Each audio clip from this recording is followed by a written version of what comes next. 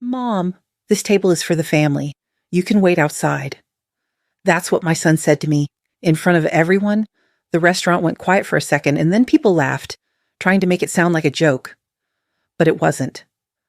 My own son looked me in the eye and told me I didn't belong. I stood there frozen, holding my purse. I had raised him alone after his father died. I cooked for him, worked 2 jobs, gave him everything I had. And now I wasn't even worth a seat at his table. That moment I didn't argue. I didn't cry. I just sat in silence. But inside, something shifted. Years of humiliation ended right there. He thought I was weak. He thought I'd just swallow it again. He was wrong. Because what came next would make him and everyone else see who I really was. The laughter that night still echoes in my head. It was supposed to be a celebration, my son Ethan's company anniversary. 5 years of success, 5 years of hard work. Everyone in Charleston who mattered seemed to be there. Partners, clients, neighbors, even the mayor's wife. And me, just the mother who made the food and set the table. I remember standing in front of the mirror before we left. I fixed the collar of my gray silk dress, the one I'd saved for special occasions. It wasn't new, but it was clean, pressed, and simple. I told myself I looked fine. I told myself I still belonged. But deep down, I already knew I didn't. When we arrived at the restaurant, Vivian, my daughter-in-law, took over like she always did. She floated through the crowd, smiling, shaking hands, introducing herself as Mrs. Holloway. She never used my name, not once. She was beautiful, I'll give her that. Perfect hair, perfect voice, perfect charm. People loved her. They always did. When the dinner began, I quietly took a seat at the far end of the long table. I wanted to stay out of the way, just watch my son shine. He deserved that moment. But then it happened. Vivian clinked her glass and said loudly, "Oh, wait. Mom Grace, why don't you move to the side table? It's closer to the servers, and you'll be more comfortable there. You know, for the older guests." The room went silent for a split second before the laughter came. Soft at first, then louder, rolling around the table like a wave. Ethan tried to smile, embarrassed. "Vivian," he began, but she cut him off. "Oh, come on," she said sweetly. "It's just a joke. Mom knows I love her." Everyone laughed again, everyone but me. I looked at my son. He didn't look back. His eyes were on the champagne glass, and his hand was tight around it. I could tell he was ashamed, but not enough to stop her. I forced a small smile. "Thank you, dear," I said quietly. "That's very thoughtful of you." My voice didn't even sound like mine. One of Ethan's colleagues turned to me. "So, Mrs. Holloway, I heard you used to teach art. Do you still paint?" Before I could answer, Vivian jumped in with her practiced charm. "Oh, yes, she does," she said, smirking. "She paints, what did you call them, Mom?" "Abstracts. Mostly dust and ashes, right? Very unique." This time the laughter was softer, uncomfortable, but it still came. I sat there, my fingers trembling around the stem of my wine glass. The red liquid shimmered under the chandelier, shaking slightly, the only thing moving in that frozen moment. Inside me, something cracked. It wasn't the glass. It wasn't even anger. It was something colder, sharper. Disappointment that cut deeper than any insult. They went back to their chatter soon enough. I sat quietly, my heart pounding, my breath shallow. No one noticed. They rarely did. After a while, I stood up. I told Ethan I needed some air. He nodded without looking up. I walked out to the terrace. The night was beautiful. Warm breeze, city lights dancing on the surface of the river. From inside, I could still hear them laughing. Her laugh, especially. Sharp, perfect. I gripped the railing and stared at the water. My reflection wavered, swallowed by ripples of gold and black. I whispered to myself, I never thought at my age I'd be afraid to walk into my own son's world.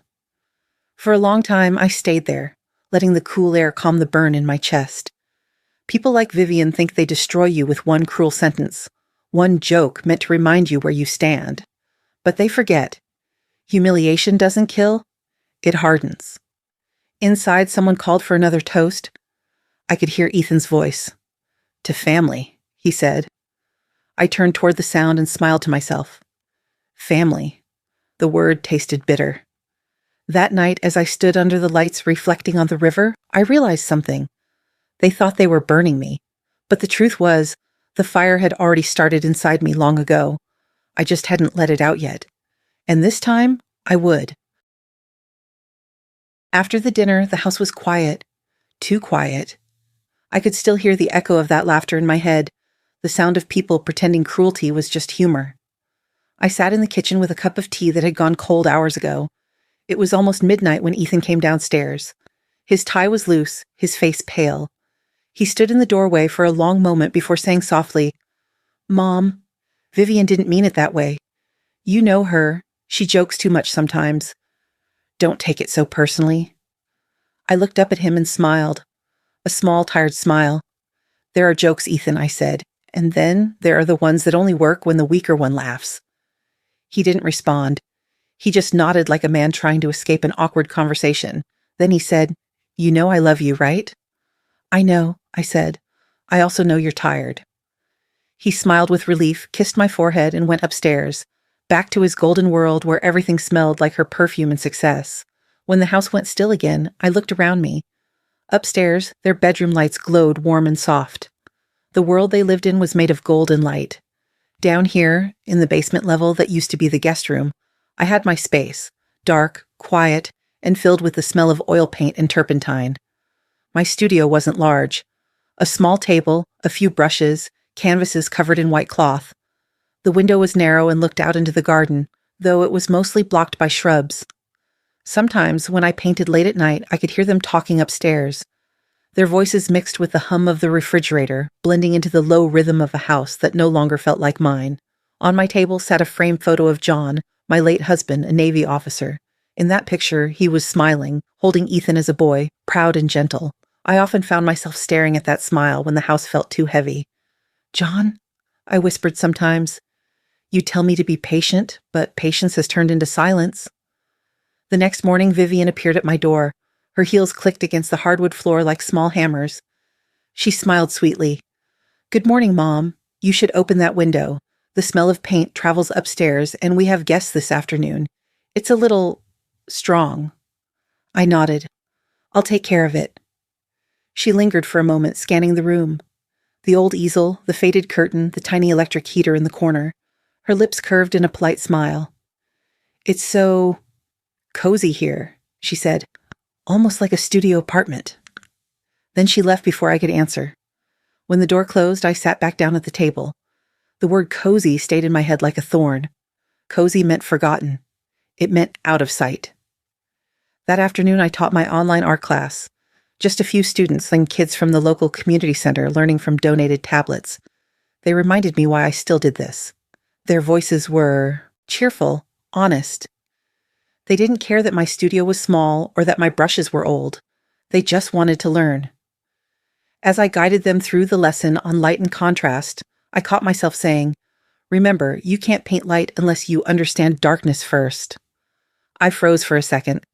The sentence hit me harder than I expected. After the class ended, I looked around the dim room and whispered, "I used to teach my students how to paint light, but somehow I ended up living in my own shadows."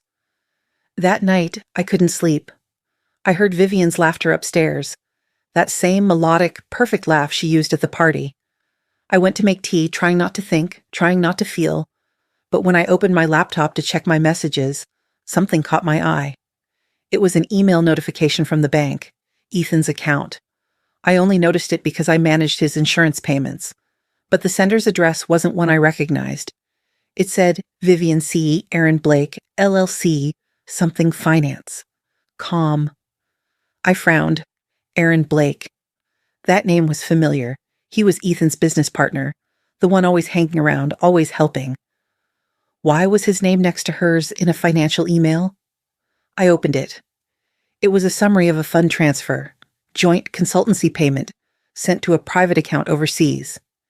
Ethan's name wasn't mentioned anywhere. My heart sank. For a long moment, I just stared at the screen, listening to the faint laughter coming from upstairs. Then I closed the laptop slowly and turned off the light. The house was quiet again, heavy with secrets. I sat in the dark, watching the faint reflection of the window on the floor. A thought crossed my mind, one I didn't want to have. Maybe the perfect world upstairs wasn't as perfect as it looked. Maybe the cracks were already there, hidden beneath polished smiles and golden light. And maybe, just maybe, that email was the first sign that everything was about to break. It started with a small coincidence, or maybe it wasn't one. That Thursday morning, Ethan had left early for a conference in Atlanta.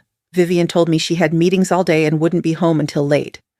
I believed her. I always did. Until I saw her car parked downtown, right in front of Le Marche, one of those glass-walled cafes where everything looks expensive and fragile. I was on my way back from buying paint supplies. I wasn't spying. Not really. But when I saw her red BMW and the unmistakable blonde waves of her hair, I stopped walking. My hands tightened around the shopping bag. She wasn't alone. Across the table sat Aaron Blake, Ethan's business partner, the man who used to call me Mom just to make me smile, who brought wine every Christmas. I watched them through the glass. It was subtle, but not enough to be innocent. Their hands brushed when the waiter set down their coffee. She laughed, that soft, practiced laugh, and leaned in just a little too close. Aaron looked at her like a man who had already crossed the line. I didn't need glasses to see betrayal. It was right there, clear as daylight. I turned away before they could notice me. My pulse hammered in my ears as I walked back to my car. The bag of brushes and paints felt like lead in my hands. On the drive home, my thoughts tangled between fury and disbelief. Maybe it was just business, I told myself. Maybe it was nothing. But the way he looked at her? No, I knew that look. When I got home, I sat in my studio and stared at the blank canvas leaning against the wall. Outside, the afternoon light faded, turning gold, then gray, then blue. Upstairs, the sound of the dishwasher and music drifted faintly through the ceiling. I didn't paint. I didn't move. That night, I couldn't sleep. I opened the old box under my desk, the one that held my earlier works, painted before John died, before I became someone's live-in mother, someone's burden. There was one painting I hadn't looked at in years, family portrait. It showed Ethan, maybe 16, smiling beside his father, and me, standing behind them, one hand on Ethan's shoulder. But something about the image struck me now in a way it never had before. In the painting, everyone looked in a different direction. John was gazing out to sea, Ethan was looking up at the light, and I was looking straight ahead, but no one's eyes met mine. I traced the outline of my painted hand, resting on the shoulder of a son who no longer saw me. I painted the truth, I whispered. I just didn't realize it then. The house creaked. The night felt heavier than usual. I thought about the email, about the cafe, about the way Vivian looked at me sometimes, like she was waiting for me to disappear. By dawn, I was still awake. I made coffee, fed the cat that wandered into the yard every morning, and tried to calm the unease twisting in my stomach. Then, around 9, my phone rang. The name flashing on the screen made me blink in surprise. Amy Rivera, one of my former students. I hadn't heard from her in almost 10 years. Miss Holloway, her voice was warm and bright. I hope you still remember me. Of course, Amy, I said, smiling despite myself. You got that scholarship to the Academy of Fine Arts. I was so proud of you. I never got to thank you properly, she said. If you hadn't written that recommendation letter, I wouldn't be where I am now. Her sincerity soothed me, if only for a moment. Then she said something that froze me completely. Oh, and you know what's funny? I think I met someone who knows you. I was at an art fair in Atlanta last year. There was a woman showing these really pretty abstract paintings. Her name tag said Lydia Cross, but she mentioned she once lived in Charleston, married to a man named Ethan Holloway. I thought it was such a coincidence. I went silent. Miss Holloway, are you still there? I forced my voice to stay calm. Yes, dear, I'm here. Tell me, what did she look like? Amy laughed. Oh, she was gorgeous. Blonde, perfect smile, designer clothes. She said she paints under her middle name, Lydia. Her husband helps run her studio brand. I didn't hear the rest. My hand trembled so hard I had to set the phone down. Vivian. Lydia Cross. Not just a nickname, a different name entirely. When I finally spoke again, my voice sounded far away. That's wonderful, Amy. I'm so happy for you. We said our goodbyes and I ended the call. I sat there for a long time, staring at nothing. Vivian Cross? Lydia Cross? 2 names, 2 lives, and a business connection to Aaron Blake. Pieces started falling into place, slow and sharp like glass. The overseas transfers, the extra jewelry, the new car she claimed was sponsored. It wasn't just an affair, it was something bigger, something colder. That evening, when Ethan got home, he was cheerful. He told me about his meetings, about how proud he was that Vivian had been helping with their marketing. I smiled, the same polite smile I had worn for years. But this time, it wasn't out of fear or exhaustion. It was strategy. For the first time, silence didn't feel like weakness. It felt like a weapon. I didn't confront anyone. I didn't speak a word. I simply started watching every receipt, every phone call, every smile that lasted too long. Because now, I wasn't just a quiet old woman in the corner. I was the one standing behind the frame, watching as their perfect picture began to crack. Charleston's old quarter has a kind of quiet that feels older than the city itself. That's where I found him, the man everyone called Oscar the Ghost. His office was a small room behind a bakery that smelled of sugar and burnt bread. A narrow staircase led down to a door with peeling paint and a single frosted window that read, O. Reyes, Private Investigator. I almost turned around twice before knocking. Inside, the room was dim, filled with the smell of stale coffee and paper. Stacks of folders leaned against each other on the desk like tired soldiers. Behind them sat a man in his late 50s, dark hair streaked with gray, eyes the color of burnt amber. He looked up slowly when I said her name. Vivian Cross, I whispered. Or maybe Lydia Cross. For a long time he said nothing. Just stared at the photo I slid across the table, Vivian smiling in a white dress, her eyes confident and cold. Then he exhaled through his nose, almost like a sigh of recognition. I know that face, he said. His voice was low, rough. But she wasn't Vivian back then. She called herself Vanessa Cole. My stomach clenched. You're sure? He nodded. I don't forget monsters. He got up, poured himself coffee, and offered me a cup. I shook my head. My hands were too unsteady to hold it. When he spoke again, his tone had changed. Heavier, slower. She came into my life 8 years ago, he said. Not directly. Through my daughter, Sophia. He reached into a drawer and pulled out a photo. A girl in her 20s, smiling with her graduation cap, stood in front of the College of Charleston. She was smart, funny, full of fire. Too trusting, maybe. She met Vanessa online, thought she was an art dealer, said she could help her start a gallery. Sophia gave her everything she had saved, $38,000. 2 weeks later, Vanessa disappeared. Changed her number, shut down her accounts. My girl couldn't take it. She didn't survive it. His voice cracked, but only for a second. The rest came out like gravel. I promised her I'd find that woman one day, not to kill her, just to make sure she never did it again. For a long moment, the room was silent except for the faint hum of the bakery's ovens above us. I felt the air grow heavy between us, 2 people connected by the same kind of wound. Betrayal dressed as love. I took a deep breath. Then, maybe this is your chance. I slid the folder I'd brought across the desk, the emails, the photos from the cafe, the name Aaron Blake. Oscar flipped through the pages quickly, his expression tightening. She's repeating the same pattern, he muttered. Different name, same game. The man, Blake, he's the financial front. She builds trust, he drains the accounts. His eyes flicked up to mine. Your son, does he know? I shook my head. Not yet.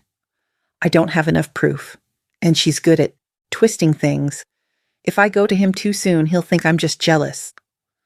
Oscar nodded slowly. Classic manipulation cycle. I've seen it too many times. Then he leaned back, folding his arms. You want me to investigate her? Yes, I said. I want the truth, no matter how ugly it is. He looked at the photo again, then at me. His expression softened, not pity, but something else. Recognition. You remind me of my wife, he said quietly.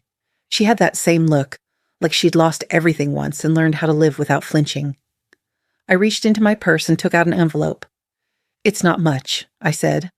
$500. It's all I have left this month. I can pay more later, after my pension check. He pushed the envelope back toward me. Keep it.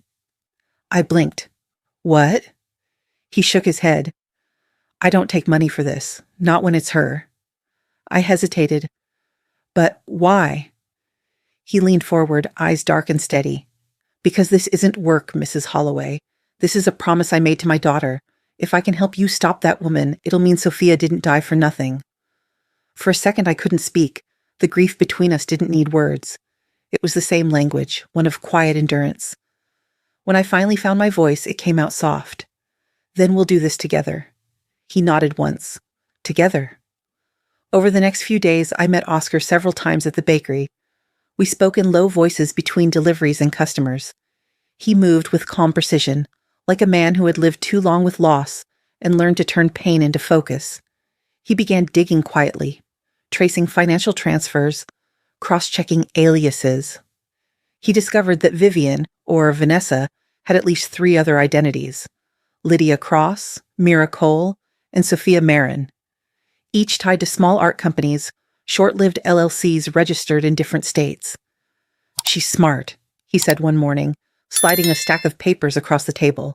She builds fake businesses to launder money. Art sales, online auctions. It all looks legitimate on paper. He paused, tapping the top page. But here's the interesting part. Her partner, Aaron Blake, is the common thread.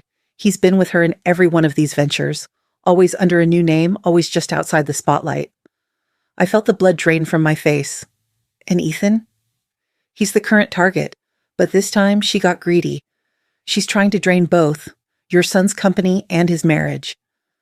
My chest tightened. How long do you think she's been planning this? Oscar's eyes darkened. Since the day she met him? We sat in silence. The smell of coffee and sugar filled the air above the noise of the street. Then Oscar said something that made me sit up straight. I'll dig deeper, but you need to be careful. If she suspects you know something, she won't hesitate to hurt you. I met his gaze steadily. I'm not afraid of her. He smiled faintly, but there was sadness in it. You should be. People like her don't break when cornered. They bite. That night, I couldn't stop thinking about Sophia, Oscar's daughter. I pictured the young woman in the photo, her eyes bright with hope before she met the same woman who now slept upstairs under my roof. I stood by my window, watching the reflection of the house lights in the garden pond. For the first time in months, I didn't feel alone. Somewhere above a bakery in Charleston, another parent was fighting for justice. Not revenge, not hatred, just the need to make the truth breathe again. And maybe, between his loss and mine, something sacred was being rebuilt. Oscar had his promise, I had my purpose. And soon, Vivian, or Vanessa, or Lydia, or whatever name she chose next, would finally face both. When Oscar slid the first stack of papers across the bakery table, the air between us changed. It wasn't the smell of sugar or coffee anymore. It was ink and paper and the metallic tang of something dangerous. He pushed the top photograph toward me, and the face in it looked familiar in a way that made my stomach drop. The same smile, the same high cheekbones I'd seen under restaurant lights, in family photos, in the polished glare of social media posts. Only the name was different. Here, he said, she's had at least 3 others. He spread the papers out slowly like a man revealing bones. There were marriage certificates with different husbands, LLC registration forms from 3 states, bank wire receipts tracing money through a tangle of shell companies, and police blotters from Nevada flagged for marital fraud and identity fraud. A headline from an old local paper was brittle with time. Woman marries, vanishes with funds, victim devastated. The name under that headline matched one of the aliases, Vanessa Cole. Oscar pointed at a ledger. See this? Art sales here, payments routed through Blake's account here, transfers to foreign accounts here. He tapped impatiently with a thumb. It's all staged. She and this Aaron Blake set up the performance. Promise love, promise partnership, then siphon money. They target men with assets, charm them, then disappear when the damage is done. I read the documents the way you read a face in a crowd. The signatures, the stamped notaries, the dates. Each one a tiny betrayal, each one a promise turned into theft. They scammed 3 men we know of, Oscar said. 3 confirmed, 1 in Texas, 1 in Arizona, and 1 out in Nevada. Each story ends the same. Quick courtships, sudden transfers, accounts drained. Afterward, vanishing. The last victim was... His voice dropped. He folded his hands like he was holding something that might bite. He told me about the Nevada case first because it was the worst. The woman who'd reported it had come forward shaking, saying she'd thought she was in love, that she'd married a dream. The paper trail Oscar showed me was meticulous. Hotel receipts, photos of late-night dinners charged to her card, a notarized marriage that later proved to be counterfeit. Then the transfers. Small at first, then bigger, 100 by 100, until a 6-figure number moved into a shadow account. Oscar described the final days of that case the way a man might describe weather events, a calm sea before a storm. The victim had confronted the couple, insisting she go to the police. She had written a letter. Oscar read a portion aloud, and the letters in that handwriting came out like evidence and grief combined. If anyone ever trusted her like I did, please be careful. She is not what she appears. I don't want this to take anyone else down. E. After that, the young woman's life unspooled. She lost savings, then friends, then hope. Oscar said she stopped answering calls, stopped going to work. The last entry on the file was a brief coroner's note. It didn't say much, but it was enough. The word suicide sat on the page like a stone. When he told me, the world tilted. I folded my hands to stop them from trembling. The bakery's clock ticked with a banal patience, as if nothing catastrophic had happened inside that small room. But something had. My first reaction was not anger. It was an animal fear, the kind that wakes you at 2 a.m. and makes every shadow look like a door. Oscar kept working. He photocopied pages, marked names, circled dates. He traced phone numbers, cross-referenced business registrations. The more he showed me, the clearer the pattern. Different faces, the same hunger, one man in the background managing accounts, a neat little machine built to devour. Blake is their money man, Oscar said. He cleans it, moves it, makes it look legitimate. She does the rest, charm, marry, manipulate emotion. They've done this before. They will do it again if we don't stop them. We went through names of the victims, the men who'd been stripped of savings and dignity. Oscar had photographs of each one, postcards of lives interrupted by a smile. I imagined those men sitting alone at kitchen tables weeks later, flipping through empty account balances, trying to understand how someone they loved could take everything and leave nothing but questions. I thought about how easy it would be for my son to be next, distracted by work, lulled by flattery, and a woman who knew how to play a role. The montage of our investigation began to form like a film in my head, and then in reality. Oscar would bring me new files, and I'd pin them to the studio wall. I taped photographs next to bank statements. I hung copies of marriage certificates beside receipts from restaurants and hotel bookings. My little room filled up with paper and accusation. Under the harsh lamplight, my walls looked like a prosecutor's storyboard. There were nights when I'd sit cross-legged on the studio floor, pencil in hand, tracing faces and writing notes in the margins, like a detective of my own. I copied phone numbers into a notebook, scrawled times and places. I learned how to read the tiny clinical lines of a bank transaction, the way I'd once taught a child to see a shadow turn into shape. The clicking of my pen became a metronome to my determination. Oscar showed me a hotel surveillance still, Vivian, no, Vanessa, leaving a downtown motel with Aaron.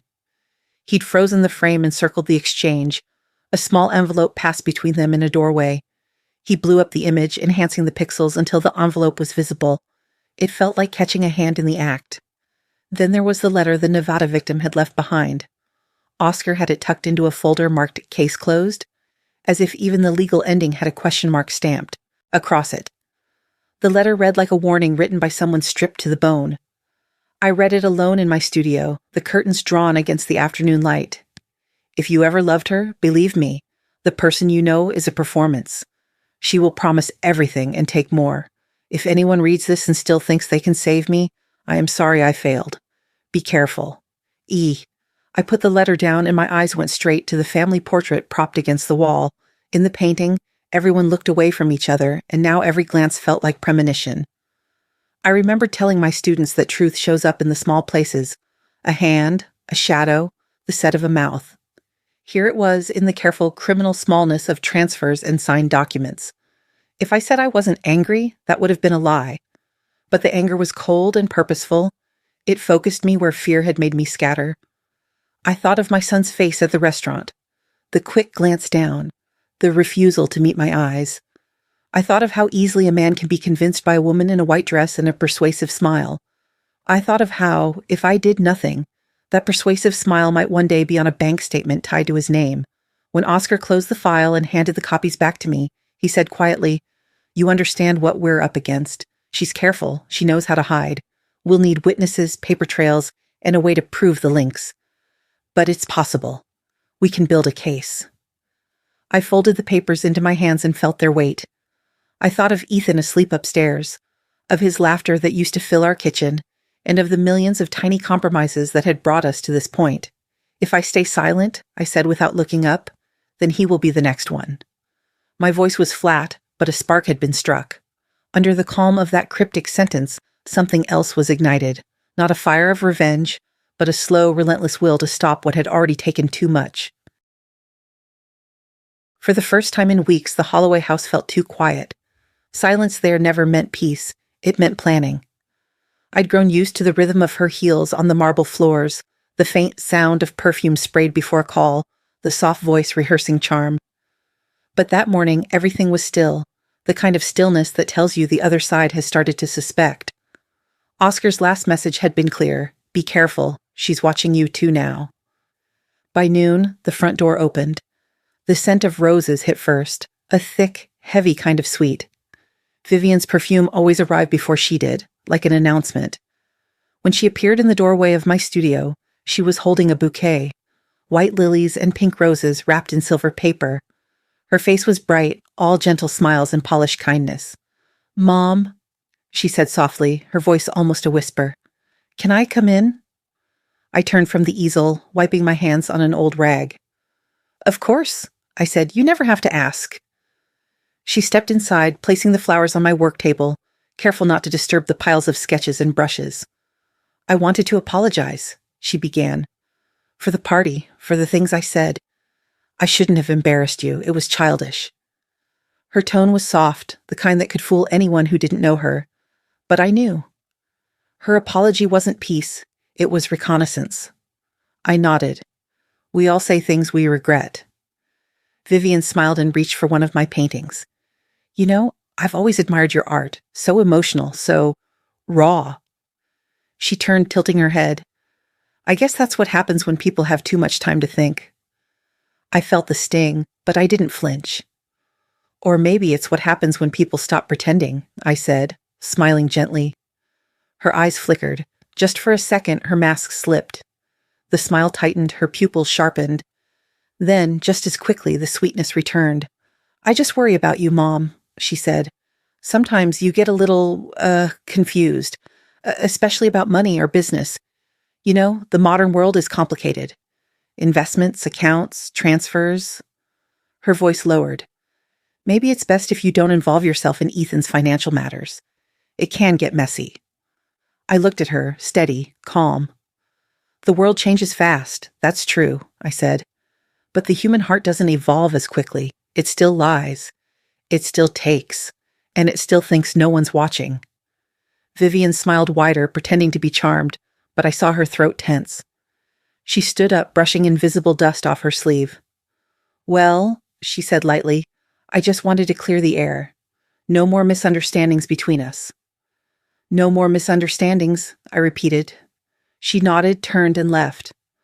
Her perfume lingered long after she was gone, thick, artificial, suffocating. When the sound of her heels finally faded, I locked the door. My hands didn't tremble this time. I went straight to the drawer under my desk. Inside, wrapped in a cloth, was the small black USB Oscar had given me 2 nights ago.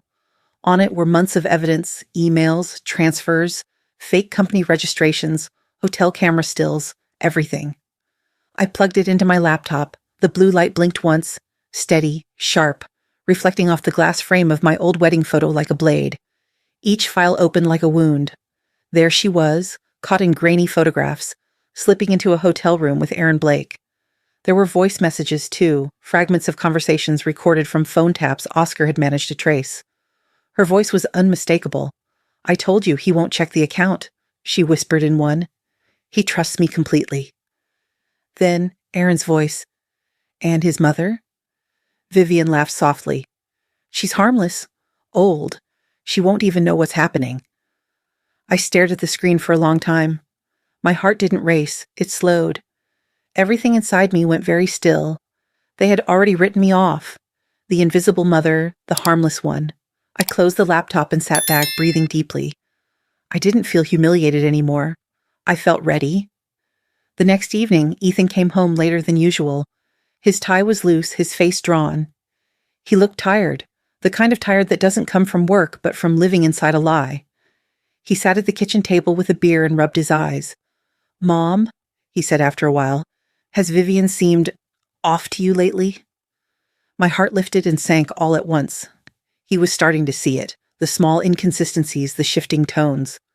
"What do you mean?" I asked, keeping my voice neutral. "She's been distracted," he said, "always on her phone, defensive when I ask questions." He looked up, uncertain. "Do you think something's wrong?" I opened my mouth, but before I could answer, Vivian's voice echoed from the hallway. "Ethan?" she called, her tone cheerful, too bright. "Dinner's ready." She walked in, her face radiant, her arms wrapping loosely around his shoulders. "Oh, you two," she said with a laugh, "always whispering about me." Ethan chuckled awkwardly. "We were just talking about work." Vivian looked at me, eyes sharp and smiling. "You know, Mom's been worried about you," she said sweetly. "She thinks you're overworked. Sometimes she forgets how stressful managing finances can be these days." Ethan frowned. "Mom never said that." Vivian's tone softened, gentle, patronizing. "She's been tired. A little forgetful lately." "It's okay. It happens. Don't worry. I'll handle everything." Gaslight. Casual, polished, perfectly placed. She didn't accuse me. She planted a seed. I smiled, even as my heart thudded in quiet fury. "Maybe you're right," I said. "Sometimes memory fails me, but not about everything." She froze for half a second, then recovered. "You're so funny, Mom." Ethan looked between us, confused, the way men often do when women duel in silence. I stood up. "I'll let you two eat in peace." As I walked to my room, I caught my reflection in the hallway mirror. My eyes were calm, sharp, unshaken. Vivian might control the stage, but I held the script. That night, as the house settled into its false quiet, I sat at my desk, the USB drive still glowing faintly beside me. The clock ticked. From upstairs, faint laughter, Vivian's, drifted down like static through the vents. I opened my notebook, the one where I'd been collecting fragments. Times, banknotes, coded messages. On the last page, I wrote a single line. "A lie repeated long enough becomes truth, but only to those who love the liar." I closed the book. My reflection in the window looked back at me, ghost-like but fierce. Vivian thought she still owned the game, but what she didn't know was that every echo she left behind, every transfer, every word, was already recorded, cataloged, ready to speak for itself. And soon, when the echoes finally came back to her, they would sound a lot like justice. The night before everything changed, Charleston was too calm. The kind of calm that feels wrong, like the silence before thunder. Oscar called just after dusk. His voice, low and steady as always, came through the crackling line. "We have it, Grace. The full set. Transfers, recordings, identity records, aliases. It's enough. If we hand it to the police tomorrow, they'll take it from there." For a moment, I didn't breathe. I stared at the half-finished cup of tea in front of me, the steam curling like smoke. "So, it's over," I said quietly. There was a pause. Then his voice, cautious, almost reluctant. "It can be, but that's up to you. We can turn this in tonight, or—" He hesitated. "Or you can do what you said you wanted. Let your son see who she really is. With his own eyes." I looked toward the ceiling, toward the room where Ethan and Vivian were laughing over dinner, the clinking of glasses echoing faintly through the vents. "He deserves the truth," I said. Oscar sighed on the other end. "Then let me say this, Grace. If you do it for the truth, not revenge. People who burn for revenge rarely know what to do when the fire goes out." I smiled faintly. "Don't worry, Oscar. I'm not burning for her. I'm burning for him." He didn't argue, just said quietly, "Then God help you both," and hung up. The house was asleep by midnight. Outside, the garden shimmered under moonlight. Silver leaves, still water, the air thick with the scent of magnolia. I went to the studio and opened the closet. There, behind old canvases, was the painting. The one Vivian and I had made together 3 years ago, two women laughing. It had been her idea. "A symbol of generations," she said. "Mother and daughter-in-law united." In the portrait we were smiling, heads tilted toward each other. But even then, I'd painted her smile too sharp, her eyes too bright. The painting had always made me uneasy. Now it felt like a prophecy. I carried it outside, careful not to wake anyone. The night was clear, windless. I set the canvas against a patch of gravel by the pond and poured lighter fluid across its surface. The smell hit instantly, sharp, chemical, real. For a long moment I hesitated. My reflection in the pond stared back. An older woman in a nightgown, hair loose, eyes hollow but certain. I whispered, "This is not for hatred." Then I struck the match. The flame caught quickly, curling through the edges of the painting, licking the frame. The faces on the canvas warped, melting together into colorless heat. The reds deepened, the whites blistered. The two smiling women, gone, replaced by liquid orange and black. Smoke rose upward, drifting into the cold light of the moon. The fire hissed, alive and breathing. I watched it until the paint bubbled and peeled until the wood frame cracked like bone. "Red," I murmured, "isn't the color of hate. It's the color of justice, the color of blood finally remembered." Ash floated toward the water. For a second, the flames reflected against the pond looked almost like candles, as if something was being mourned, not destroyed. Inside, the faint sound of Vivian's laughter carried down the hallway. The contrast was almost cruel. Cut to Vivian upstairs. She stood in front of her mirror, wearing a silver gown that shimmered under the chandelier. She adjusted her hair, her lipstick, her smile. Tomorrow was the private gala dinner, her grand night. She was rehearsing her toast, "To my incredible husband Ethan and to our growing success at Holloway Enterprises." Her tone was perfect, poised, confident, charming. She didn't see the darkness outside, the faint glow flickering through the curtains. She turned slightly, testing her angles. Her diamond earrings caught the light like tiny shards of ice. "I want everything to look perfect," she said to her reflection. "Everything." As she spoke, the fire outside reached its highest flare, bright enough to touch the glass of her window for an instant, painting her reflection red, but Vivian didn't notice. She was too busy perfecting her performance. Back in the garden, I stood among the ashes. The painting had collapsed into blackened fragments. I pressed my shoe against the embers until only smoke remained. The smell clung to my hands, oil, fire, finality. Oscar's words echoed in my mind, "Do it for the truth." I looked toward the house, marble floors, warm lights, laughter spilling from the upstairs hall. They were living inside a lie built on stolen money and borrowed time, but that was about to change. I went inside quietly, moving through the dark hallway. In my room on the desk, the small black USB still blinked faintly, patient, ready. I placed it in an envelope labeled for Ethan. Then I opened my sketchbook and wrote, "Son, the truth can destroy what you love, but it can also save what's left of you. When you're ready, look." I sealed the note and slipped it beneath his study door before dawn. The next morning, Vivian's voice filled the kitchen, bright and commanding. "Ethan, don't forget to wear the gray suit, the one that matches my dress. It's going to be a big night. The investors will all be there." She poured coffee, kissed his cheek, and brushed past me as if I were invisible. I looked at Ethan, exhausted, distracted, half smiling. "Big day?" I asked gently. He nodded. "Vivian's been planning this dinner for weeks. She says it's important for the company's image." I smiled faintly. "I'm sure it is." He didn't see the envelope I'd left on his desk, not yet, but he would. The ballroom shimmered under crystal light. 100 glasses caught the glow. 100 polite smiles reflected it back. Charleston's elite filled the room. Investors, journalists, politicians, wives in sequined gowns. The air was thick with perfume, champagne, and pretense. At the center of it all, Vivian shone. Her pearl-white gown clung like armor, her hair, coiled into perfection, shimmered under the chandeliers. She laughed easily, touched hands, turned faces toward her like a conductor drawing sound from silence. And Ethan stood beside her, handsome, distracted, the perfect accessory to her performance. A guest clinked his glass. "To the perfect couple!" The crowd cheered. Vivian lifted her glass, smiling. "And to my wonderful husband," she said, voice ringing clear, "the man who built his dream from nothing. And to my dear mother-in-law, the woman who still believes art can change the world." A ripple of laughter spread through the crowd. Vivian tilted her glass toward me, eyes glinting under the lights.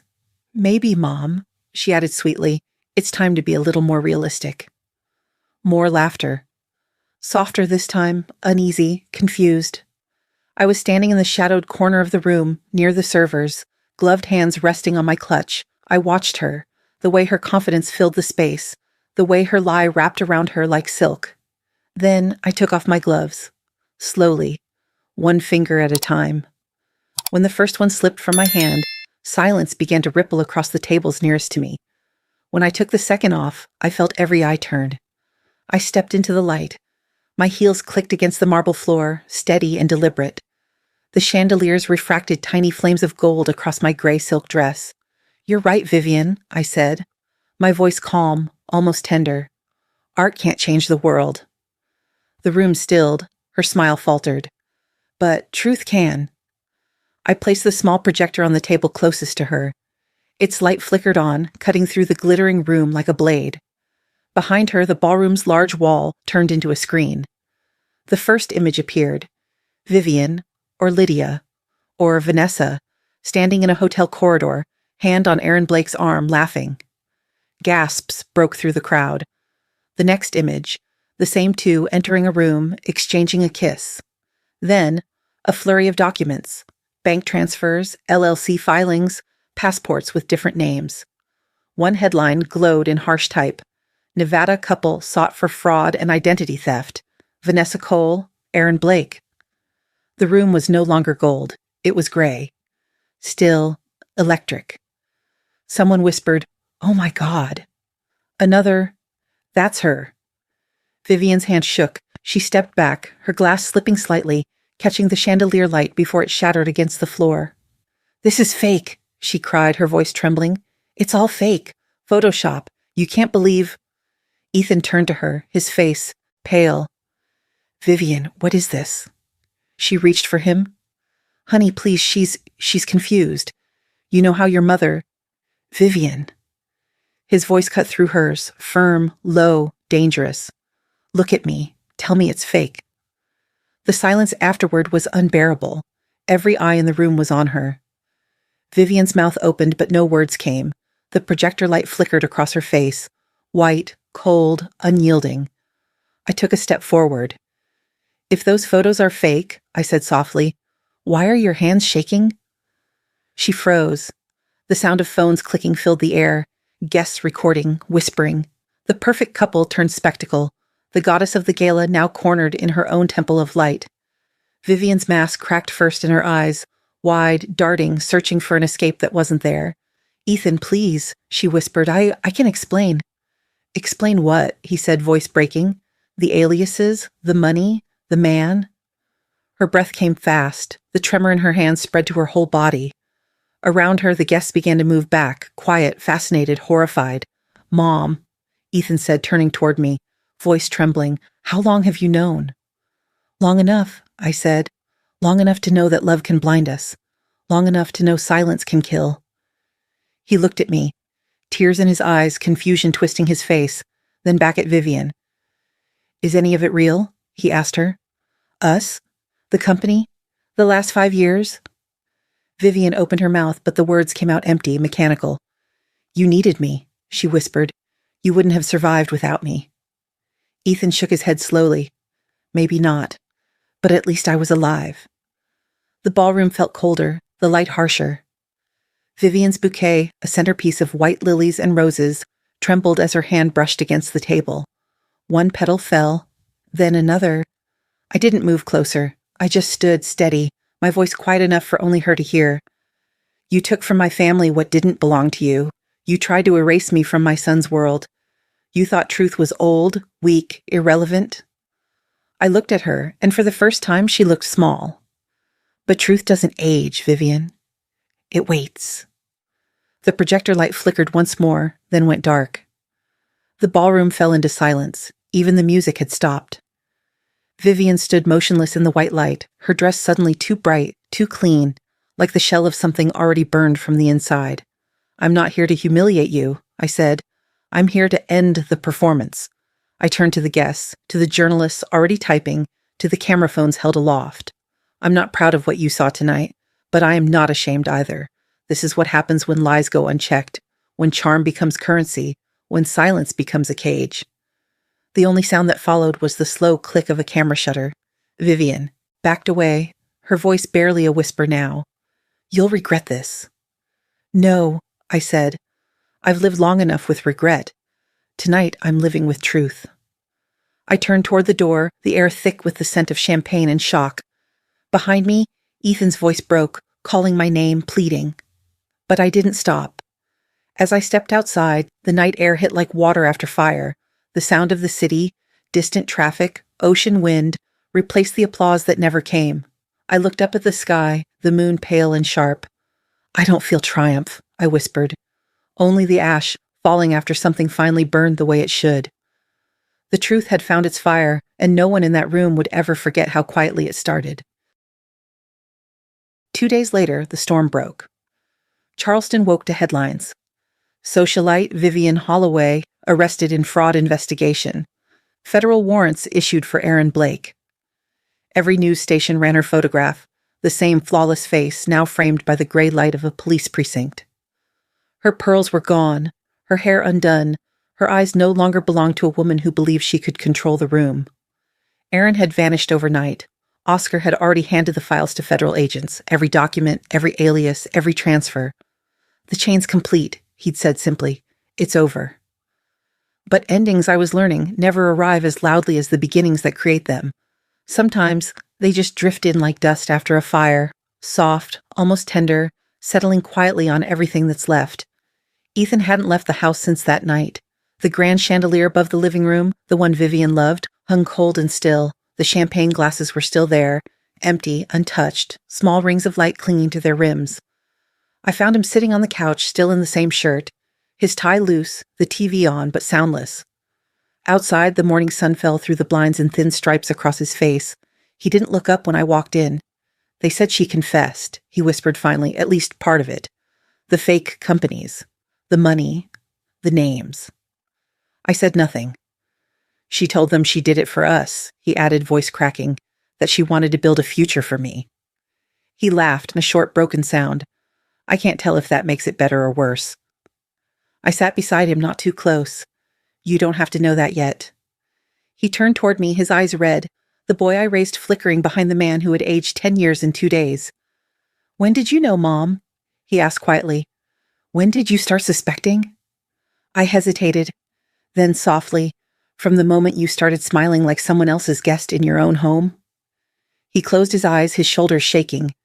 For a long time there was no sound except the slow ticking of the clock. Then he whispered, I thought I was protecting her. You were protecting love, I said gently. We all do, until it stops protecting us back.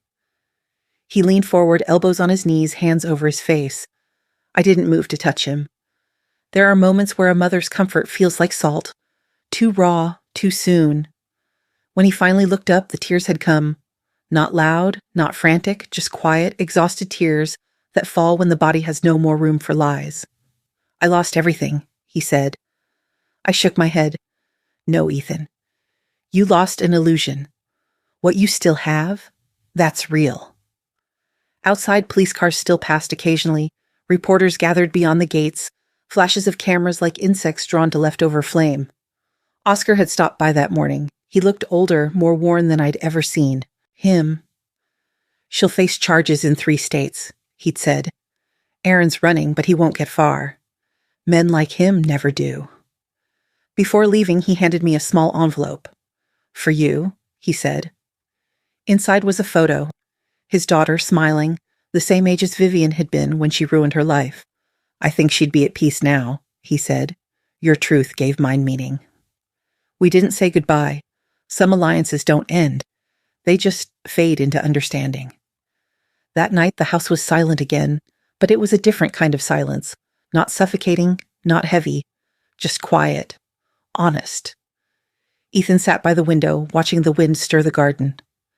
The ashes from the burnt painting had mixed with rain, forming small gray streaks across the stone path. He spoke without turning. I keep thinking about what she said at the gala, about being realistic. Maybe she was right. Maybe I was the dreamer. I smiled faintly. Dreamers build worlds, Ethan. Liars just borrow them. He didn't answer. He didn't need to. After a while, he stood up and crossed the room.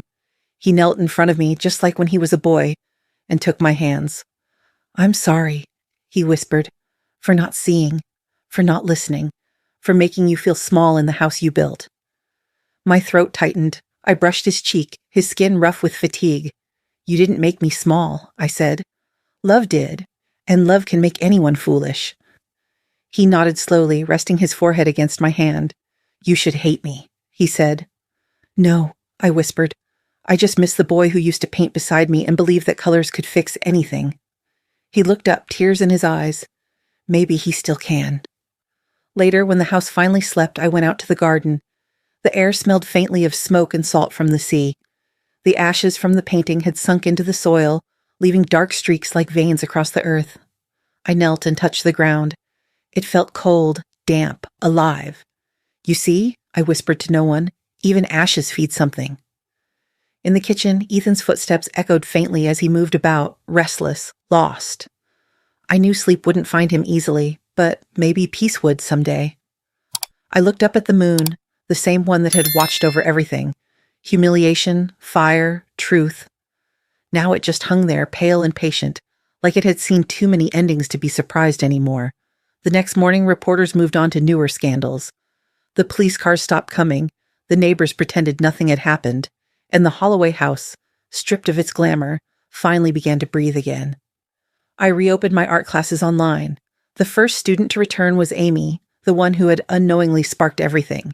You were right, Mrs. Holloway, she said shyly on the screen. Art really can change the world. I smiled. Not the world, Amy, just the hearts that are ready. That night, Ethan came to my studio door. He was holding something small, a wooden box, old and worn. I found this in the attic, he said. Inside were my old paintbrushes, stiff with time. Maybe it's time you painted again. I nodded, swallowing the lump in my throat. Maybe it is. He hesitated. What will you paint first? I looked out the window where the moonlight fell over the garden, the same patch where ashes had fallen, where something new had already begun to grow. Something simple, I said. Light on dark. Maybe the way dawn touches what's left after the fire. Ethan smiled faintly. I'd like to see that. You will, I said. When he left, I sat alone before a blank canvas. The house was still, but not empty. Somewhere deep inside, I could almost hear breathing, the slow, steady rhythm of something rebuilding. I dipped the brush into white paint, then gray, then a thin streak of red, because even after everything, I still believed one thing. The color of truth isn't black or white. It's the color of ashes, what remains after everything false has burned away. And for the first time in years, my hand didn't tremble. I'm not triumphant, I whispered as the first stroke touched the canvas, just grateful that I lived long enough to see my son finally wake up. The world outside moved on, but inside the Holloway house, peace, fragile, real, finally began to take root. The morning came soft, no thunder, no wind, just light spilling slow and golden through the thin curtains of my studio. Dust floated in it, lazy and gentle like ashes that had finally learned how to rest. The house was quiet again, not heavy, not haunted, just alive. Outside, the magnolia tree swayed slightly in the sea breeze, its petals white as surrender. On the work table lay a single envelope. Cream paper, my name written in Ethan's handwriting. Strong but trembling, the kind of script that tries to be steady when the heart is not. I hesitated before opening it. His handwriting had always undone me. It reminded me of when he was a boy, writing crooked thank you notes or those letters from college he'd signed Love, E. Now, just Mom. I sat by the window, unfolded the paper, and began to read. Dear Mom, I didn't know how to say this out loud. Maybe because I still don't trust my voice not to break. So, I'm writing. I used to think strength meant control. That silence meant weakness. I thought you stayed quiet because you were afraid. Of confrontation, of loneliness, of being unwanted. But now I know. You were quiet because you were strong enough to wait. You waited for the truth to come to light, not because you wanted revenge, but because you wanted me to see it myself. You didn't scream, or destroy, or force me to choose sides. You just stood there. You let me fall. And you were still there when I hit the ground. I didn't deserve that kind of grace. I spent years thinking of you as fragile, as background. But the truth is, you're the strongest person I've ever known. You built a world with patience, held it together with silence, and somehow, even when it broke, you managed to make beauty out of what was left. I know I hurt you. I can't undo that. But I can learn from it. I don't know if forgiveness is something you give or something I have to earn. Maybe it's both. All I can promise is this. From now on, I'll listen. I'll see you. I'll stand beside you the way you always stood beside me. Love, Ethan. The sunlight hit the ink just as I finished reading, making the words shimmer faintly, not quite dry, like they were still breathing.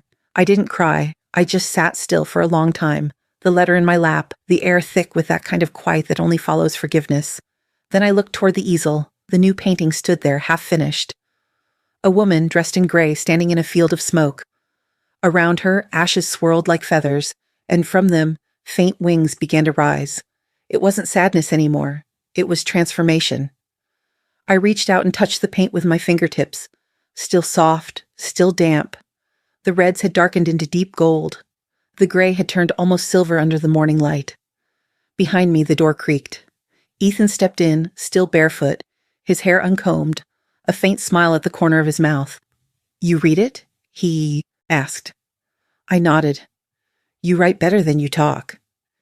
He laughed softly, the first real laugh I'd heard from him in months. "You're not mad I wrote instead of saying it?" I shook my head.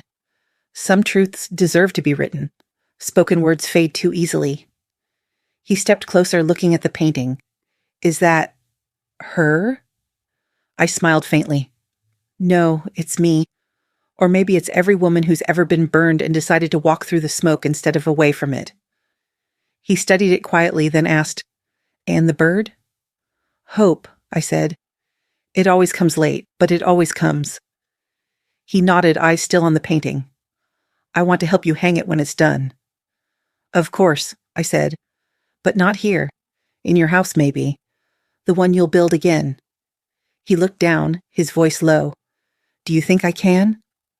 I reached for his hand, older now, worn, but still the same hand that once clutched mine crossing the street. "You already are," I said. "Every time you tell the truth, you rebuild something."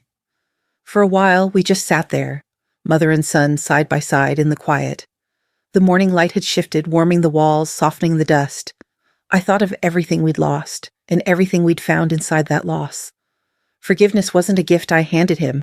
It was something I found for myself in the ruins. Because forgiveness isn't about letting someone go. It's about letting the pain stop steering your life. When Ethan finally stood to leave, he lingered by the door. "You know, Mom," he said, glancing back, "you were right?" I raised an eyebrow. "About what?" "Sometimes you really do have to burn it all to see the real colors underneath."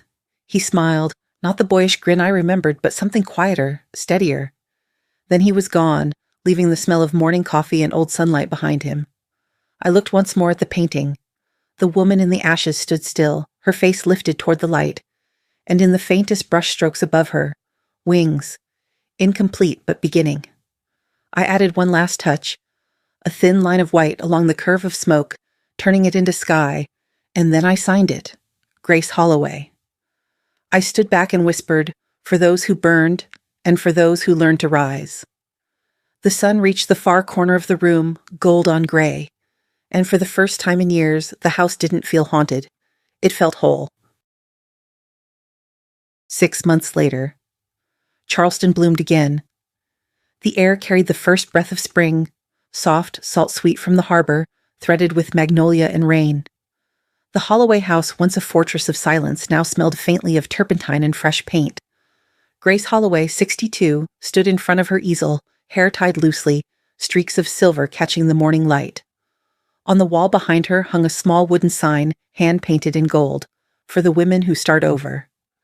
It wasn't a gallery, not really. More like a community space.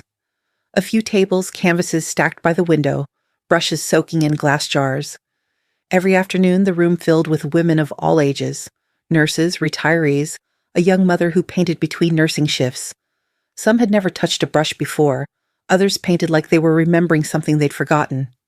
Grace moved among them with gentle eyes and steady hands, correcting a line here, guiding a color there. "There's no wrong way to begin," she often said. "The only mistake is to stop." That morning, a new student, a woman in her late 30s with tired eyes, looked up from her canvas.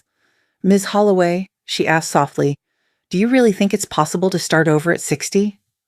Grace smiled, the kind of smile that carried years of weight and release. "If ashes can bloom," she said, "then so can we." The room went still for a moment. Someone turned down the radio. Outside, a bird landed on the windowsill, feathers trembling against the light. When the class ended, Grace stayed behind to clean up. She moved slowly, deliberately, humming under her breath, the habit of someone who had learned to find rhythm in the ordinary. A small stack of mail lay on the counter. Most of it was bills, but one envelope stood out. Aged paper, handwritten, no return address. She recognized the script instantly. Oscar Reyes. She sat at her desk, unfolded the letter carefully, and began to read. "Dear Mrs. Holloway, the case is finally closed. They found Aaron Blake in Nevada last month. He pleaded guilty. For the first time in 10 years, my daughter's name was spoken in a courtroom without pity, only truth. I thought closure would feel louder. It didn't. It came like a sigh. I keep your words pinned above my desk. Justice doesn't always roar. Sometimes it whispers. Thank you for reminding me that art isn't about painting beauty. It's about painting truth until the world sees it. You taught me how to draw again, not on paper, but in life. My daughter used to say the world needed people who could paint with honesty. I think she would have liked you." With respect, Oscar Grace folded the letter and held it for a while. Her thumb brushed the ink as if it were fragile. Then she smiled, small, warm, real. She stood and crossed the room to the gallery wall, the one near the front window. There, beneath the soft afternoon light, hung 2 framed letters, one from Ethan and now, Oscar's beside it. Below them hung her latest work, the piece that had taken her months to finish. Ashes of Grace. A large oil painting, a woman standing in a field of gray surrounded by drifting ash. Her hands were open, palms turned upward. Around her, the smoke had begun to take shape, faint wings forming from the dust. It wasn't tragedy. It wasn't triumph. It was becoming. Grace stepped back, her reflection faintly visible in the glass. For the first time in decades, she saw not what she had lost, but what had survived. Outside, the street filled with sounds of afternoon, laughter from the bakery across the road, the hum of cars, wind rustling through the trees. Ethan's car pulled up by the curb. He entered quietly, holding 2 cups of coffee. "Morning class go well?" he asked, handing one to her. "Better than most," she said, smiling. "They're learning that painting isn't about skill. It's about breathing again." He nodded. His eyes drifted toward the painting on the wall. "You finally finished it." Grace glanced at it, then back at him. "No painting's ever finished, but this one knows where to stop." He looked at the 2 letters hanging above. "You kept them together." "Of course," she said. Both stories ended in truth. Ethan took a sip of coffee, then sat beside her. For a moment, neither spoke. The sunlight filtered through the window, catching the faint shimmer of dust in the air. "Do you ever think about her?" he asked finally. Grace didn't answer immediately. "Sometimes," she admitted, but not with anger anymore. She burned her bridges, but in doing so, she lit our way. Ethan nodded slowly. "That's strangely kind of you." "It's not kindness," Grace said softly. "It's clarity." They sat there a while longer, mother and son, 2 silhouettes framed by a golden afternoon. Grace reached out and touched his hand gently. "You know, Ethan," she said, "for years I thought survival was enough. But it isn't. We're meant to live, not just last." He smiled, looking around the studio, at the canvases, the laughter still echoing faintly from earlier. "You're doing that, Mom. You're really living." Grace exhaled, her gaze soft. "Maybe for the first time." As the light deepened, she stood and moved to the window. Outside, the air shimmered, warm, bright, full of promise.